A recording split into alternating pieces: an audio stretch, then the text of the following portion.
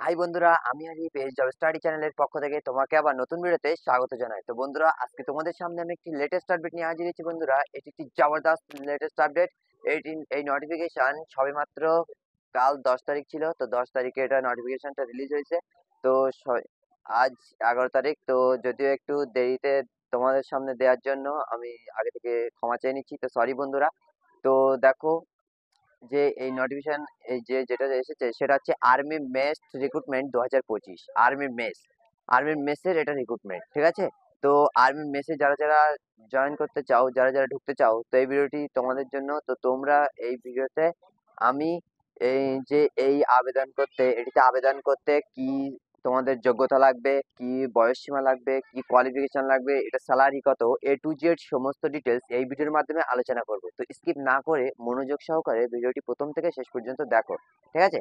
আর কোথাও থেকে স্কিপ করবে না, কারণ স্কিপ করলে কোনো একটি ইম্পর্টেন্ট বিষয় তুমি মিস করে যেতে পারো। তো সেই জন্য দেখো, ভিডিওটি পুরো বিষয়টা তোমরা বুঝে নাও, ঠিক আছে? তো চলো দেরি না করে ভিডিওটি শুরু করি। তো বন্ধুরা দেখো নাও, যে এটা হচ্ছে আর্মি মেস রিক্রুটমেন্ট 2025। এটা কিন্তু 2025-এর রিক্রুটমেন্ট, ঠিক আছে? Mace, MES, mace. মেস কথাটির অর্থ হচ্ছে military engineering service. Military engineering service, এটা হচ্ছে মেস। তো তো বন্ধুরা, এবার আসি পোস্ট, যে এখানে কি কি পোস্ট আছে, ঠিক আছে? তো দেখে নাও, এখানে পোস্ট হচ্ছে প্রথম হচ্ছে ড্রাফটসম্যান, যেটা হচ্ছে ড্রাফটসম্যান। আর আছে স্টোর কিপার, তারপর হচ্ছে সুপারভাইজার, আর আছে MTS, আর হচ্ছে মেট। তো বন্ধুরা, এবার দেখে নাও, তো এটা হচ্ছে এটা পোস্ট। এই পোস্টে তোমরা আবেদন করতে পারবে, ঠিক আছে? তো এবার যেটা আমি বলবো সেটা হচ্ছে এটার অ্যাপ্লিকেশন স্টার্ট ডেট। এটা কবে থেকে অনলাইন শুরু হচ্ছে, কবে থেকে আবেদন শুরু হচ্ছে? তো বন্ধুরা, আমি আগে থেকেই বললাম যে এটা 10 তারিখের নোটিফিকেশন রিলিজ হয়েছে। তো এটা 10 তারিখ থেকেই এর অনলাইনে অ্যাপ্লিকেশন স্টার্ট হয়ে গিয়েছে, বুঝলেন? তো এটা 10 তারিখ, 10 জানুয়ারি, মানে এটা তো জানুয়ারি মাস, জানুয়ারি মাসের এই 10 তারিখ থেকে এটার লাস্ট ডেট, এটা শুরু, ঠিক আছে? স্টার্ট ডেট 10 জানুয়ারি থেকে এটা স্টার্ট হচ্ছে। আর এটা লাস্ট ডেট কবে? তো বন্ধুরা, লাস্ট ডেট হচ্ছে 15ই ফেব্রুয়ারি। 15 ফেব্রুয়ারি এটা লাস্ট ডেট। তো 10 তারিখ থেকে 10ই জানুয়ারি থেকে 15ই ফেব্রুয়ারি পর্যন্ত তোমরা এর নোটিফিকেশন, এটা অ্যাপ্লিকেশন ডেট দেওয়া হয়েছে, তো তোমরা সেটার ভিতরে তোমরা আবেদন করে নেবে, ঠিক আছে? তো এবার আসবো এজ, কত বয়স হলে তোমরা এখানে আবেদন করতে পারবে, তোমাদের কত বয়স প্রয়োজন এটাতে। তো বন্ধুরা, এখানে 18 থেকে 30 চাওয়া হয়েছে। 18 থেকে 30 তোমাদের বয়স, যাদের 18 থেকে 30-এর ভিতরে, তো তারা এখানে সবাই তোমরা এখানে আবেদন করতে পারবে, ঠিক আছে? 18 থেকে 30। আর যারা OBC আছো তাদের 3 বছরের ছাড়, আর যারা ST SC আছো তাদের এখানে 5 বছরের ছাড় দেওয়া হয়েছে, ঠিক আছে? তো এটা হলো এর বয়স সীমা।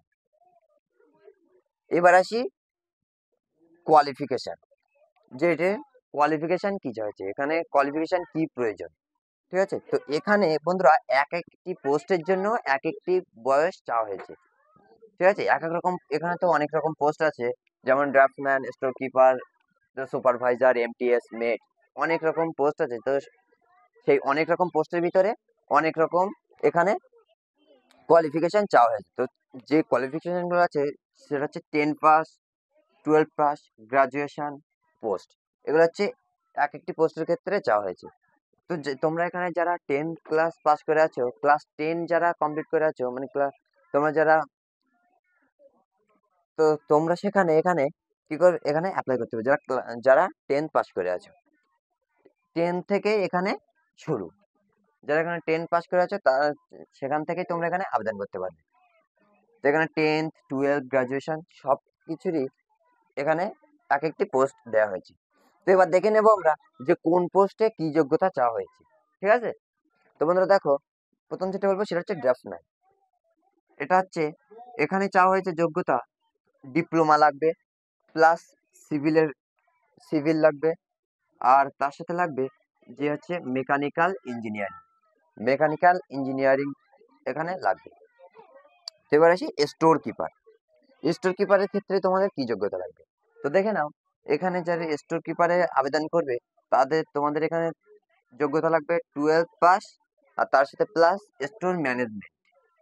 তোমরা এখানে এই পোস্টের জন্য এই যোগ্যতা। যে স্টোর কিপারের জন্য 12 পাস এবং স্টোর ম্যানেজমেন্ট।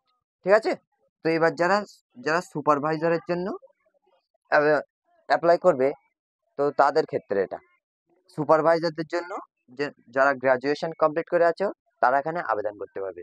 যে কোনো ইউনিভার্সিটির আন্ডারে যে কোনো কলেজ থেকে তোমরা এখানে এটা গ্রাজুয়েশন করে থাকলে তোমরা এখানে আবেদন করতে পারবে। ঠিক আছে, তো এবার আসি এমটিএস, মানে মাল্টিটাস্কিং স্টাফ। ঠিক আছে, তো এমটিএস এর ক্ষেত্রে সিম্পল 10 পাস চাওয়া হয়েছে, সিম্পল 10 পাস। তো যারা সিম্পল 10 পাস করে আছো, তো তাদের এটা এমটিএসটা তাদের জন্য সিম্পল 10 পাস এখানে চাওয়া হয়েছে। ঠিক আছে, মাল্টিটাস্কিং স্টাফ।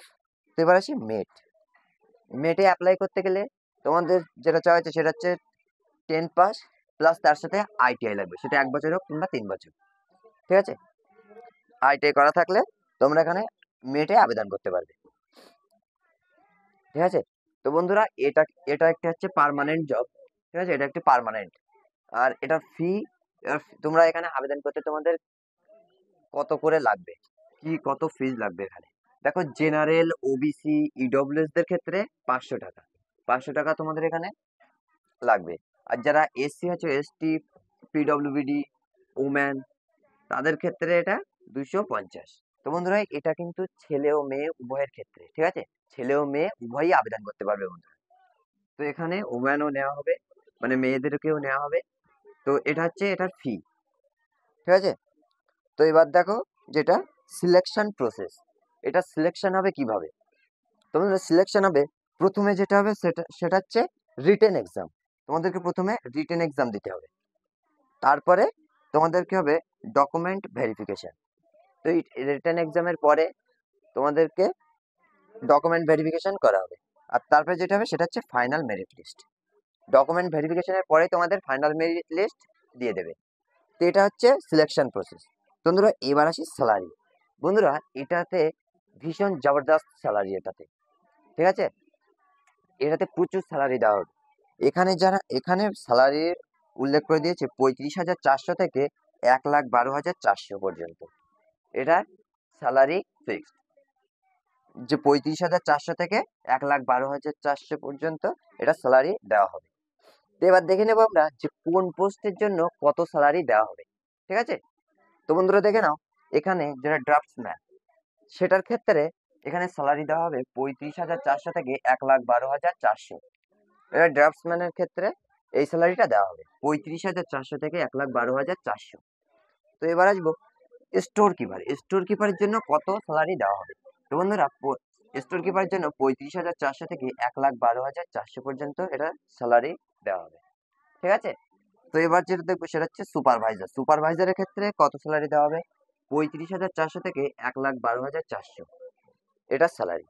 আর এমটিএস এর ক্ষেত্রে 18,000 থেকে 56,900 এটা হচ্ছে স্যালারি এমটিএস থেকে স্যালারিটা একটু ডাউন, কারণ উপরেগুলো একটু হাই লেভেলের পোস্ট আর নিচের থেকে একটু।